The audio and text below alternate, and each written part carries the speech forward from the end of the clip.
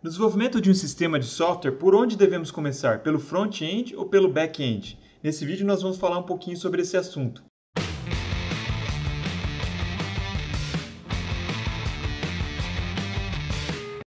E aí galera, beleza? Uma pergunta que sempre aparece aí nos grupos de desenvolvimento de software é essa. Por onde devo começar a desenvolver o meu sistema? Pelo front-end ou pelo back-end? Mais do que dar uma resposta final aqui para vocês, eu queria começar essa discussão e queria que vocês comentassem por onde vocês começam o desenvolvimento de um sistema, pelo front-end ou pelo back-end. Então essa é uma questão que eu tenho investigado e tenho visto várias referências falando sobre esse assunto. Uma coisa é a seguinte, né? Indo um pouquinho mais para trás, na verdade, existem duas estratégias de design, que é uma coisa mais fundamental, que é o design top-down ou bottom-up. Essas estratégias, na verdade, elas se aplicam ao desenvolvimento de algoritmos, desenvolvimento de software em vários outros domínios, como humanística, teorias científicas e etc. Em mais alto nível, as estratégias top-down e bottom-up podem ser vistas como estratégias de pensamento, ensino e até liderança. No caso do software, como que seria o top-down, de cima para baixo? Seria você pensar no sistema, primeiro, de uma maneira mais alto nível. Você pensa no sistema em alto nível e vai refinando e desenvolvendo os subsistemas mais específicos. O top-down também é chamado de stepwise design ou stepwise refinement, que você vai refinando aquela ideia mais geral passo a passo, ou seja, stepwise. No caso do bottom-up, você começa pelas coisas de mais baixo nível e você as projeta em bastante detalhe e depois vai subindo. A gente poderia comparar o top-down com a abordagem começando pela interface, certo? Que é uma visão mais geral do sistema, que é a interação com o usuário, e depois a gente ir refinando isso daí para o back-end.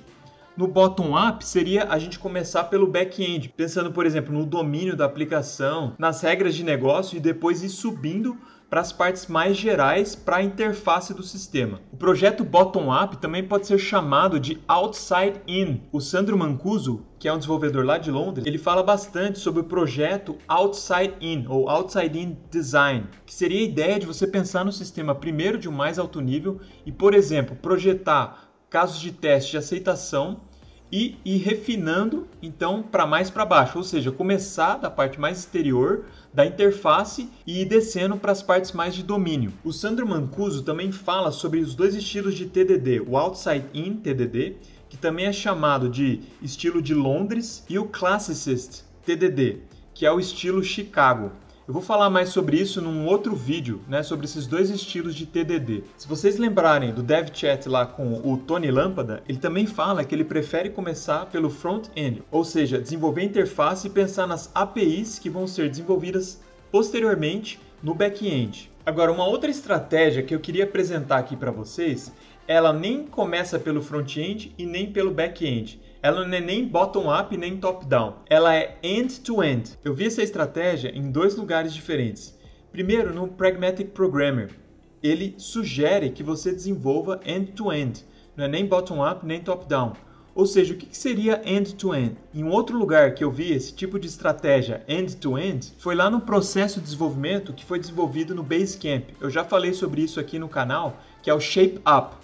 No Shape Up, ele fala também para você desenvolver o sistema em fatias, ou seja, você desenvolve uma feature completamente, front-end e back-end, e faz a ligação entre as duas coisas e põe para rodar. Então, isso que seria end-to-end, você pensar numa funcionalidade e desenvolver de cabo a rabo, end-to-end, do front-end ao back-end, ou seja, colocar essa pequena feature para funcionar tanto desenvolvendo front-end quanto back-end. Nesse caso, você nem faria, por exemplo, o desenvolvimento de todo o domínio, de todas as regras de negócio, e nem faria primeiro toda a interface para depois desenvolver o back-end. Seria desenvolver por fatias, tanto a parte do front-end quanto o back-end. Só para dar um exemplo aqui, você poderia desenvolver a funcionalidade de login e programar tanto o front-end quanto o back-end do login, só pensando nessa feature. Então fala a verdade, não é interessante essa estratégia? Eu achei ela tão legal que eu vou aplicar ela num projeto secreto aqui que eu estou começando, que eu vou cuidar mais do back-end, e o Bruno Scodeler, lá da Estúdio Maquinário, que eu conheci na internet, um cara super gente fina, ele vai ficar responsável mais pela parte do front-end. Mais pra frente eu vou falar para vocês desse projeto, mas a ideia nesse projeto é a gente usar essa estratégia end-to-end. Dá uma olhada nesse vídeo que eu falei